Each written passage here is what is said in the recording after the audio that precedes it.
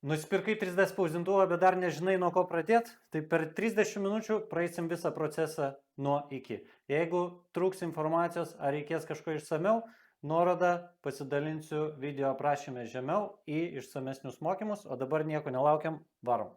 Aš visada kviečiu žmonės įsivaizduoti spausdinimo procesą labai paprastai, kaip įsivaizduojam popieriaus spausdintuvą. Mes jame turim 4 etapus.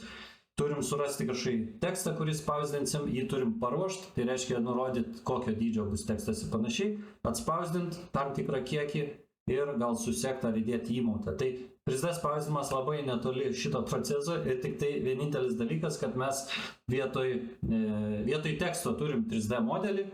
Tai čia šito atveju pimpačkiuko 3D modelis, žinom, ką norim gaminti, tada jį turim paruošti, kad 3D spausdintuvas suprastų, kokio dydžio tas modelis turės būti, kiek vienetų jam reikės gaminti ir kitus parametrus, kuriuos parodysiu. Tada, kai jau mes paruošiam, tai tą failą paruoštą siunčiam į 3D spausdintuvą per Wi-Fi arba įdedam į SD kortelę, jis jį pagamina. Ir tada, kai kuriais atvejais mes norim kažkaip tą modelį apdirbti, tai padažyti, paklijuoti arba sujungti atskiras detalės. Tai visada prisiminkit tą patį procesą kaip popieriaus spausdintuvo ir prisiminsit visus etapus, kuriuos turit praeiti, kad pagamintumėt kažkokią detalę. Vienintelis dalykas svarbus, kad dažnai reklamuojamas 3D spausdinimas kaip šiek tiek gal žaislas. Aš čia irgi tokį pavyzdį tyčia ar netyčia, nežinau, įdėjau, bet tai yra gamybos įrankis. Bet jeigu praeisim visus 4 etapus, turėsim visai neblogus gaminius. Tai pradėsim apačioje, čia vat, parodyta yra tie 4 etapai, praeisim visus juos, bent jau trumpai. Tai 3D modelis, kur gauti tų tekstų, kuriuos mes spausdinsim. Tai mes galim arba surasti internete, arba suprojektuoti patys. Tai šiandien mes paliesim tik tai pirmą punktą, kadangi jis yra pats paprasčiausias ir visiems pradedantiesiam aiškiausias. Aš kažką atsisiunčiu ir atsispausinu, ne? Ir kadangi modelių yra tūkstančiai, tai mes turim tikrai daug galimybių pasigaminti įvairiausius objektus. Kitas žingsnis, tai mums reikia išsirinkti tą modelį, ne iš tų kelių tūkstančių modelių. Tai aš pradžiai įvedu, kaip jį išsirinkti ir tada parodysiu realų pavyzdį. Tai jeigu reikėtų išsinešti vieną mintį, tai renkantis modelį, tai visada rinkitės STL failo formatą. Yra visada išimčių, tačiau vienu ar kitu atveju STL visada suveiks. Ir tada truputėlį keletas niuansų. Jeigu mes išsirenkam modelį su .stl, tai nebūtinai reiškia, kad mums jį pavyks pagaminti. Mes turim identifikuoti, ar tas modelis bus pakankamai paprastas, taip įvardinsiu, gamybai. Ne? Tai mes identifikuojam, ar modelis paprastas ar ne, keliais paprastais žingsniais. Tai vienas iš jų, kad modelis turėtų turėti kažkokią plokštumą, ant kurios spausdinsim. Kadangi mes spausdinam visada ant kažkokios plokštumos, kad modelis priliptų, ne, kad plastikas priliptų, tai mes turim paieškoti modelio, kur būtų plokštuma. Jeigu įsivaizduosit kamuolį, tai kamuolį mes turėsim arba pripjautą apačioje, arba per vidurį, kad mes jį galėtume pagaminti. Tai vienas dalykas, turim turėti kažkokią plokštumą. Pradedantiesiams siūlau rinktis modelius, kur yra tiesiog viena detalė. Kaip pavyzdys, šitas laikiklis yra viena detalė. Ir stengiamės iš anksto pastebėti modelyje išsikišusias smulkės detalės. Tai, pavyzdžiui, jeigu matysim, žiūrėsim į augalą, matom, kad jame pilna lapelių, kurie kyšo ir styro ore.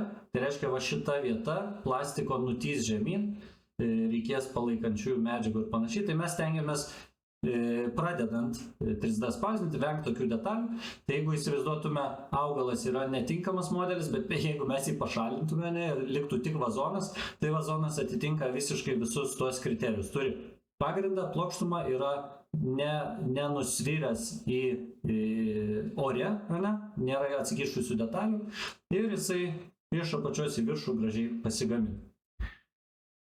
Kitas dalykas, kur mums tos modelius surasti? Aš paminėjau internete, tai yra 2 pagrindinės svetainės, tokios, kuriuose jau modeliai yra dažnu atveju jau puikiai paruošti 3D spausdinimą.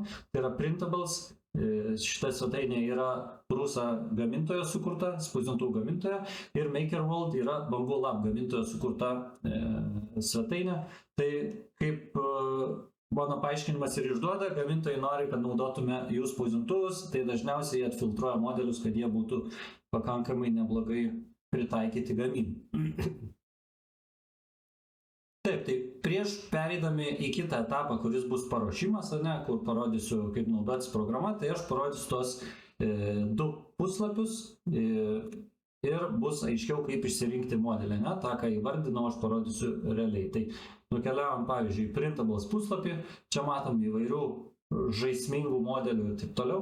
Tai iš esmės, ant kiekvieno paveikslėlio galim, kurio norim spausti ir renkamės, jeigu esam pradedantieji, ne, renkamės modelius, kurie turi vieną detalę ir kažkokią plokštumą. Ir aš atsidariau ir iškart matau labai puikų modelį, kuris šiandien būtų pravertas, kadangi automobiliai visi dabar apšalę, ne, paspaudžiu ant jo. Ir aš matau, kad galiu dar prieš atsisiųsdamas modelį jau stengtis identifikuoti, ar man pavyks pagaminti. Tai dabar matau vieną detalę, yra plokštuma, matau daugiau nuotraukų, plokščias paviršius, ant kurio galėsim gaminti. Ir jeigu įsivaizduosim tortą, ne, su sluoksniais iš apačios į viršų ir mintise susluoksniuosim lygiai tokiu pačiu principu šitą vaizdą, tai matysim, kad iš apačios į viršų labai lengva jį pagaminti kaip tortą, ne, ir jis neturi jokių atsikišimų. Tai kitas žingsnis yra atsisiųsti tą modelį, tai spaudžiam download ir dažniausiai puslapiai siūlo labai daug skirtingų opcijų, failų formatų ir panašiai. Šituo atveju vienas, bet ką stengiuosi akcentuoti, tai kad mes susiraskim modelį, kuris turėtų STL failo formatą, nespauskim jokių ten mygtukų, slice, easy print ir taip toliau, spaudžiam download ir tiesiog jį atsisiunčiam. Atsisiunčiam failiuką, kurį po to įdėsim į programą. Ir pažiūrim dabar kitą platformą, atsisiųst modeliam, kad irgi susipažintume. Čia vėl labai daug spalvų, kaip sakiau, spausdinimas kartais reklamuojamas toks kaip šiek tiek žaislas, bet iš tikrųjų yra ir techninių įvairiausių modelių. Va, mes galim netgi įvesti kokį nors visiškai techninį terminą makitą, ne? Ir pamatysim, kad yra labai daug ir techninių detalių. Dažnu atveju techninės detalės būna neblogai paruoštos spausdinimui, tai mes galim tiesiog paspausti bet kurį, aš beveik net nesirinkau ir matom, kad yra detalė, kuri turi kažkaip pagrindą apačioj, čia baterijų laikiklis, ir iš apačios į viršų mes ją galim pagaminti. Galbūt netgi nuo šono į viršų galim ją pagaminti, tai šitą pabandysim identifikuoti programą. Ir čia irgi yra daug mygtukų, pasirinkimų, STL, CAD, files, visokie skirtingi ir taip toliau, bet mes jeigu paspaudžiam rodiklytę, ieškom užrašo STL, matom, kad STL failo formato tas žmogus, kuris sukūrė šitą modelį nėra, neišsigastam, 3MF failo formatas irgi tinkamas. Tai aš sakiau, kad yra niuansų, yra skirtingų failo formatų, tai mes turėkime minti, kad STL arba 3MF. Geriau iš pradžių rinktis STL, neleidžia unlocked in versiją. Pabandysim dar kartą, irgi neleidžia, reikia prisijungti. Nors čia vienas modelis, man jo vis tiek neleidžia. Aš grįžtu atgal ir paimsiu bet kokį kitą modelį. Pavyzdžiui, šitą ir galbūt čia paspausiu download. Ir čia užeinu ant jo ir matau prierašą STL, pabandau paspausti atsisiųsti. Irgi neleidžia. Gerai, tai dabar paprastumo sumetimais aš nesijungsiu. Mes galim tą patį modelį kitoje svetainėje atsisiųsti, nepanašų kokį nors, pavyzdžiui, laikiklis. Spaudžiu, download, čia kadangi esu prisijungęs, man leis. Ir kaip sakiau, yra daug skirtingų failų, tai paieškom STL ir bus paprasčiausia. Atsisiunčiu ir šitą. Ir tada mes keliausim į kitą etapą, kuris yra modelių paruošimas, ne? Kaip ir kalbėjau, mes suradom kažkokį tekstą, kurį spausdinsim. Tai yra 3D modelį, dabar jį turim paruošti, kad spausdintuvas suprastų, ką su tuo modeliu reikės daryti. Ir čia, kadangi spausdintuvų gamintojai yra puikiai paruošę įvairiausius parametrus ir taip toliau ir viskas pakankamai paprasta, jeigu naudojam jų programas, čia turim Bamboo Studio programą su Bamboo Labs spausdintuvais, čia turim Prusa Slicer programą su Prusa spausdintuvais. Cura yra vis mažiau naudojama, bet irgi principas tas pats. Visas programas iš esmės galima naudoti su beveik visais spausdintuvais. Taip, tai kiekvienoj programai turėsit pasirinkti 3 dalykus. Turėsit pasirinkti savo spausdintuvą, turėsit pasirinkti plastiką. Pradedantiesiems rekomenduoju spausdinti iš pradžių visada su pala ir daug galvos nesuk. Ir turėsim pasirinkti parametrus, kad spausdintuvas žinotų, kaip susluoksniuoti mūsų modelį. Nes mes torto sluoksnius galim padaryti didelius arba mažus. Ane? Tai parametras, kuris nurodo tos sluoksnio storius, tai yra pačiam priekyje dažniausiai pateiktas ir 0,2 mm yra būtent tas, su kurio pagaminsi didžiąją dalį detalių ir viskas atrodys labai puikiai. Tai jeigu reiktų atsiminti parametrus, tiesiog 0,2 standart, visose programuose principai labai panašus. Pasirinksim 3 dalykus ir aš parodysiu, kaip tai padaryti. Taip, dėl plastikų sugrįšim jau gamybos metu. Ne? Tai dabar nukeliausim į vieną iš programų Prusa Slicer. Taip, ir kai atsidarom Prusa Slicer, tai mes turim tokį, sakykime, sudėtingą vaizdą gal pirmą kartą atsidarius, bet visose programose principai labai panašus ir mes ieškom print settings, pačio printer, tai spausdintuvo ir filament, tai yra 3D plastiko. Mes čia matom po dešinę pusę, print settings, filament, gal eilės tvarka ir kitokia, bet visur principai tie patys. Tai mes pasirinksim spausdintuvą, šituo atveju pasirinktas Prusa spausdintuvas, pavyzdžiui, Prusa spausdintuvas MK3S ir čia yra spausdinimo galvutė. Standartiškai spausdintuvai būna su 0,4 mm spausdinimo galvutė. Čia mato, turiu aš prisidėjęs ir kitų žmonių spausdintuvų, kad galėčiau pasižiūrėti, kaip tas vaizdas atrodo. Bet iš esmės, sužinot savo spausdintuvo modelį, jeigu jo nežinot, ant spausdintuvo užrašyta, pasirenkam, tada pasirenkam plastiką, bet koks pala iš esmės bus puikiai tiks. Pasirenku generic pala. Taip, ir tada pasirenku nustatymus. Nustatymų rinkiniai, va čia pačiam viršui yra jau paruošti gamintojo. Tai aš paspaudžiu tiesiog 0,2 quality ir viskas. Kol kas tiek. Valdymas visose šiuose programuose bus panašus su kairiu pelės klavišų pasukioju vaizdą, su dešiniu klavišu pastumdau vaizdą, su ratuku priartinu, atitolinu ir iš esmės principas toks ir yra. Tai dabar mums reikia susirasti tą modelį, kurį mes atsisiuntėm. Tai aš tiesiog einu prie atsisiųstų, einu tai čia, kur buvo jis atsisiųstas ir jį tiesiog paprastai įtempiu.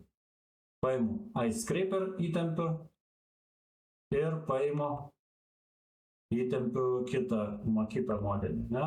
Kitą modelį irgi įtempiu. Tai va, įtempiu modelius, ant jų paspaudus galiu juos pastumdyti.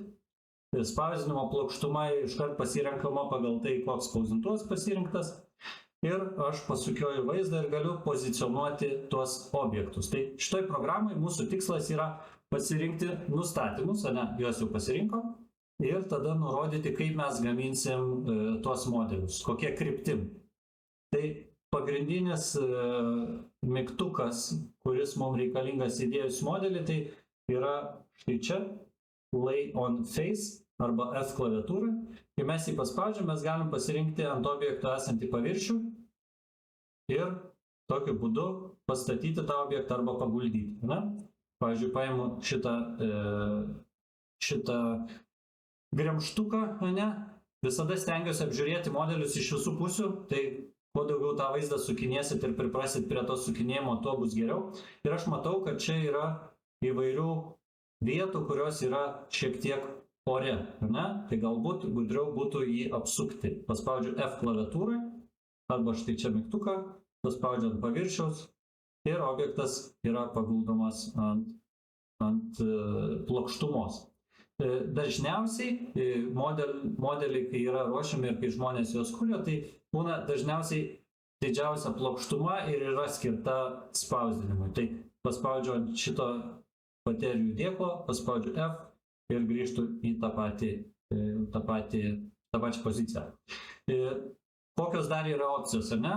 Kaip mes teksto dydį galim pasikeisti spausdinimo metu, taip čia galim pasikeisti ir pačių objektų dydį. Tai aš paspaudžiu ant objekto, po kairę turiu nemažai pasirinkimų, ne?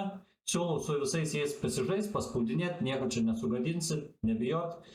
Antras iš mygtukų yra Scale. Paspaudžiu šitą mygtuką ir atsiranda kvadratėliai, su kuriais galiu paėmęs už jų pastumdyti objektą dydį. Jeigu noriu grįžti atgal kažką pridariau, Ctrl+Z kaip bet kokioje kitoj programai. Paimu šitą irgi galiu pakeisti dydį, Ctrl+Z grįžti. Dydžio čia nekeisiu, kadangi kitaip baterija netilps, o čia dydžio nekeisiu, kadangi jis jau sukurtas pagal rankos dydį ir tokį turiu mašinoje patikrinau tikrai veikia. Tai va. Pasukiot galim, yra sukiojimo funkcijos, galim ką nors perpjauti pusiau, kaip sakiau, pavyzdžiui, jeigu įsidėsim kažkokį apvalų objektą, galim jį perpjauti pusiau. Vienas svarbus momentas, ką aš noriu dar parodyti, nors šita įžanga tokia super greita ir pradedantiesiam, bet dažnai iškyla toksai klausimas, aš nemoku projektuoti, nemoku nieko sudėtingo daryti, bet aš noriu čia kažkokią skylutę įdėti, ne? Kad šitas daiktas pavirstų raktų pakabuku. Tai šitos programos, Slicer programos turi papildomą funkcionalumą, kas leidžia mums truputėlį pakoreguoti failus. Tai kaip sakiau, žiūrėkit, galim paspausti S raidę arba šitą mygtuką, pamažinti objektą, ne? Pasimažinam, prisiartinam vaizdą ir mes šitą gremžtuką galim paversti raktų pakabuku, įdėdami į jį skylutę. Tai jeigu paspaudžiam ant objekto dešinį klavišą, atsiranda labai daug dalykų, bet neišsigastam irgi, mes turim opciją Add Negative Volume. Tai reiškia negatyvų tūrį įdėti, ne? Ir tas negatyvus tūris reikš, kad mes išpjausim kažkokį daiktą iš šito daikto. Tai įdėsiu, pavyzdžiui, cilindrą, pastumdysiu jį, lygiai tokiu pačiu principu paspausiu štai čia ir jį pamažinsiu, arba S raidę klaviatūrai, pamažinu jį, stumdau toliau vaizdą, prisiartinu truputėlį ir matau, kad jisai dabar ore, tai aš tiesiog paspausiu Move, pastumsiu į priekį, pastumsiu į apačią ir padarysiu tą skylutę einančią kiaurai šitą gremžtuką. Paspausiu S raidę ir padidinsiu į viršų mėlynas kvadratėlis. Ir viskas. Čia turėsim skylę. Tai kai pasirinkom nustatymus, kai supozicionavom daiktus, kai pasakėm, kiek mes tų daiktų norim turėti, su Ctrl+C, Ctrl+V galim jų priduplikuoti, padarysim daugiau raktų pakabų Ctrl+C, Ctrl+V klaviatūrai, turėsim 2. Ne? Tada mes turim susluoksniuot modelį ir pasižiūrėti, ką matom. Tai visos programos turės tą patį Slice Now, Preview, pasižiūrėti ar kažką tokio, paspaudžiu Slice Now ir pagal mano parametrus dešiniai pusiai, pagal spausdintuvą, pagal tai, kaip supozicionavau, susluoksniuoja mano modelį. Aš jį prisiartinu ir bandau suprasti, ką čia spausdintuvas darys. Kad lengviau suprasčiau, aš turiu šiek tiek duomenų, tai galiu matyti, kiek iš viso užtruks spausdinimas, 3 valandas, kiek sunaudos plastiko ir panašiai. Tai viena iš svarbiausių vietų, kurią reikėtų peržiūrėti visada, tai yra pabandyti su dešinėje esančiu slideriu, taip vadinamu, paspausti ant viršutinio taško ir pravažiuoti modelį iš viršaus į apačią, pasižiūrėti, kaip spausdintuvas jį gamins pažingsniui. Tada mes galime identifikuoti tam tikras problemas, ne? Kaip pavyzdžiui, detalė per mažai užpildyta, mes norim ją daugiau užpildyti. Arba pamiršom kažkokį parametrą pasirinkti. Parametrų kiekis yra pakankamai didelis, dėl to šiuo atveju mes nelysim į visas smulkmenas, bet jeigu norėtume pakeisti užpildymą, mes turim visada procentais nustatymą. Pavyzdžiui, padidinsim užpildymą iki 25, paspausim Slice Now, pasižiūrėsim, kad detalė dar labiau užpildyta, ne? ir pravažiuojam iš viršaus į apačią, iš apačios į viršų. Jeigu modeliai bus sudėtingesni, pavyzdžiui, ten, kaip sakiau, įdėsit medį, lapą ar panašiai, pasukiokit modelį, ieškokit mėlynų vietų. Tos mėlynos vietos dažnai identifikuojamos kaip ore truputėlį kabančios vietos, kurios gali nutysti. Šituo atveju tos vietos yra pakankamai nedaug, tų sluoksnių yra pakankamai nedaug, tai tas modelis lips pažingsniui sluoksnis po sluoksnio ir tikėtina, kad labai daug nenutys, truputėlį nutys, bet ne per daug. Jeigu mes čia turėtume kokį nors lapelį, tai jisai nutystų į apačią ir modelis gautųsi labai negražus. Tai stengiamės visada pasižiūrėti į mėlynas vietas ir suprasti, ar čia turėsim problemą ar ne. Tas supratimas, aišku, ateina su laiku, atspausdinus keletą gaminių, per daug neišsigaskit irgi pabandykit, visada galėsit viską sutaisyti.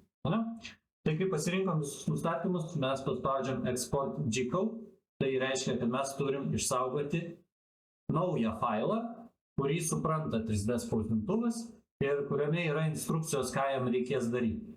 Mes tą failą įdedam į spausdintuvo SD kortelę iš esmės ir pasirenkam ant pačio spausdintuvo tokiu pat pavadinimu failą. Paspaudžiu Export G-Code, čia pavadinimas iScraper, išsisaugau, įdedu į SD kortelę ir paspaudžiu Print. Svarbus momentas spausdintuve pasitikrinti, ar įdėtas PLA plastikas.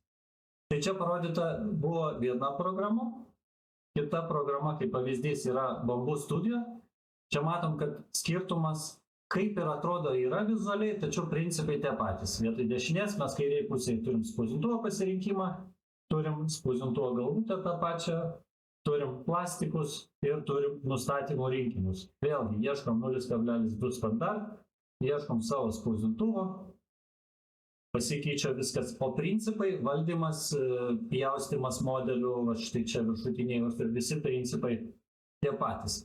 Vienintelis dalykas, kad Bamboo Labs spausdintuvai dažnu atveju turi patogų siuntimą į spausdintuvą per Wi-Fi failą. Tai nereikia kelti į SD kortelę. Bet jeigu jūsų spausdintuvas su SD kortele, tai viskas irgi super pakankamai patogu, sakyčiau taip. Tai va, praėjom šitą procesą, dedam į spausdintuvą, patikrinam plastiką, pasirenkam ir gaminam. Taip. Ir kalbant apie gamybą, tai, kaip sakiau, PLA, universalus paprastas plastikas, TTG tai galėtų būti žingsnelis į priekį, kadangi jis labiau tinkamas techninėms detalėms ir turi trupučiuką daugiau lankstumo. Bet jeigu spausdinti iš PLA, paprasti objektai labai gražiai ir kokybiškai atsispausdina. Gamybos metu, čia dar kartą pasikartoju, kad įkeliam failą per Wi-Fi arba į SD kortelę ir paspaudžiam ant spausdintuvo gaminį. Gamybos metu noriu atkreipti dėmesį irgi į vieną svarbų momentą, tai realiai svarbiausią momentą, turbūt vienintelį svarbiausią momentą, tai kad mes prieš palikdami spausdintuvą gaminti ilgesniam laikui, galim palikti per naktį ir panašiai, dažnu atveju yra visos apsaugos, tačiau turim identifikuoti, ar pirmas sluoksnis tikrai pakankamai gerai prikibo, pirmas sluoksnis plastiko. Tai kai mes identifikuojam, stengiamės ieškoti vaizdo, kai plastiko linijos dengia vieną kitą truputėlį, tačiau nepalieka tarpelių, kaip čia matom tarpelius, arba nelipa viena ant kitos per stipriai. Tai reiškia, kad per šoną matom, va čia atvirsta plastiko gabaliukai, ne? Tai reiškia, kad spausdinimo galvutė per arti plokštumos. Jeigu matom šitą variantą pirmam sluoksnyje, geriau paleiskim spausdintuvą du variantai. Arba iš naujo, arba spausdinimo metu turim sureguliuoti spausdinimo galvutės aukštį iki plokštumos. Tai padaryti galima nustatymu Live Z. Tai, pavyzdžiui, Prusas spausdintuvai turi nustatymą spausdinimo metu, jau pradėjus spausdinti, paspaudžiam mygtuką, tą vienintelį mygtuką ant Prusas spausdintuvo ir ekrane matom užrašą Live Z ir galim padidinti skaičiuką, kurį matom ekrane. Jeigu mes didinam skaičiuką, tenai jisai būna su minuso ženklu, tai reiškia, kad artėjom prie spausdinimo plokštumos. Jeigu skaičiuką mažinam, ane, su minuso ženklu, tai mes galvutę pakeliam nuo spausdinimo plokštumos. Pavyzdžiui, -1 yra toliau nuo spausdinimo plokštumos, matysim va tokį vaizdą, o -2 yra per arti spausdinimo plokštumos, matysim tokį vaizdą. Tai mums galbūt reikės -1,5. Naujausi spausdintuvai susireguliuoja, susikalibruoja, viską pasidaro, bet būna įvairių situacijų, tai tiesiog palieku kaip papildomas žinias, kurios gali praversti.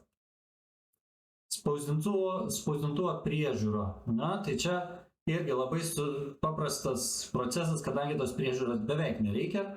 Tai yra kelios vietos, į kurias svarbu atkreipti dėmesį, tai yra visos judančios dalys. Ne?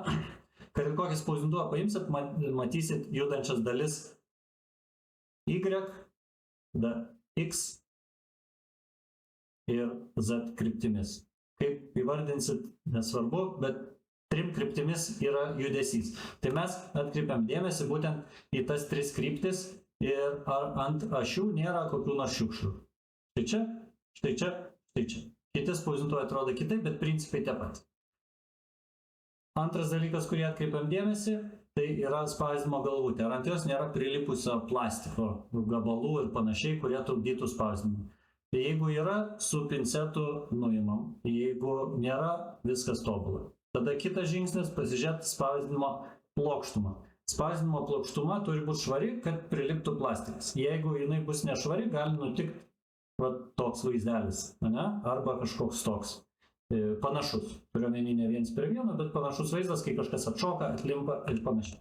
Spausdinimo plokštumą valom izopropilo alkoholiu. Tai yra grynas 99, jeigu neklystu, procentų alkoholis, kurio galima nusipirkti nuo senukų iki ten visokių lemonų, elektronikos prekių ir taip toliau. Tai vienintelis dalykas - spausdinimo galvutė, spausdinimo plokštuma ir judančios dalys, pasižiūrim, ar nėra šiukšlių. Yra buvę tikrai daug atvejų, kai po ilgo spausdinimo ateinu, pamatau kokią nors šiukšlę ant vienos iš ašių, tai tikrai stengiamės užmesti bent jau akį. Ir pats paskutinis etapas, kai mes pagaminam gaminį ir nuo šitos plokštumos nuimam, viskas labai paprasta. Visos spausdinimo plokštumos šiek tiek lankstosi, mes atkeliam detalę, dažnu atveju, kai atvėsta jau spausdinimo plokštuma, ji pati nušoka, bet jeigu reikia, mes pajudinam tą metalo plokštelę ir detalę nusiemam. Uždedam plokštelę atgal, pavalom ir paliekam kitam spausdinimui. Pats paskutinis etapas, kai mes jau turim rankoje detalę, tai mes galim ją dažyti. Dažnu atveju plastiką lengva dažyti netgi akriliniais dažais. Aišku, čia tik tai dekoraciniam panaudojimui. Galim klijuoti. Pats lengviausias būdas suklijuoti plastiko detalės yra supermoment klijais. Supermoment klijai tai yra sieno akrilatas. Jeigu kur nors parduotuvėje matysit labiau techninį pavadinimą, žinokit, kad čia yra tas pats, tik tai pigiau. Galim įdėti magnetus, į kažkokias skylės paruoštas modelyje. Atkreipkim dėmesį, kai ieškom internete modelių, tie, kas kūrė modelį, parašo aprašyme, ką jie naudoja, ką įdeda, galbūt kažkokį varžtelį įsuka, bet jeigu mes tik pradedam 3D spausdinti, stengiamės ieškoti modelių, kad nereiktų nieko apdirbinėti. Ir tada yra palaikančiosios medžiagos, apie jas daug pakalbėti, tiksliau visai nespėjau pakalbėti, bet tai yra tos medžiagos, kurios prilaiko mūsų medžio lapus, jeigu mes norėtume spausdinti medį, ne? Jos prilaiko ir tada jas mes nuimam ir išmetam. Tai, kad uždėtume palaikančiasias medžiagas, labai trumpai galiu sugrįžti į Slicer programą, nes čia svarbus momentas. Kad įdėtume palaikančiasias medžiagas, dažniausiai turėsim užrašą supports on build plate only, tai ant spausdinimo plokštumos arba visur. Paspaudžiam everywhere, paspaudžiam slice ir pasižiūrim, ką pamatysim. Ir mes matom, kad atsirado žalių elementų. Ne? Tai yra palaikančiosios medžiagos, kurios padeda mūsų toms mėlynoms detalės vietoms nenutysti ore į apačią. Tai mes šitą žalias dalis turėsim išlupti su replytėm ir tokiu būdu turėsim dažnu atveju gražesnė detalė, nes niekas nenutys, bet turėsim šiukšlių. Tai aš agituoju visada stengtis ieškoti detalių, kur nereikės net palaikančiųjų medžiagų. Tai va, iš esmės praėjom visą procesą nuo iki super greitai. Į 30 minučių sutalpinau tiek, kiek galėjau. Jeigu reikės daugiau informacijos ir norėsi startuoti dar stipriau, pasižiūrėk mano mokymų programą 3D spausdinimo startas kartu. Nuoroda video aprašyme žemiau. Iki kitų kartų.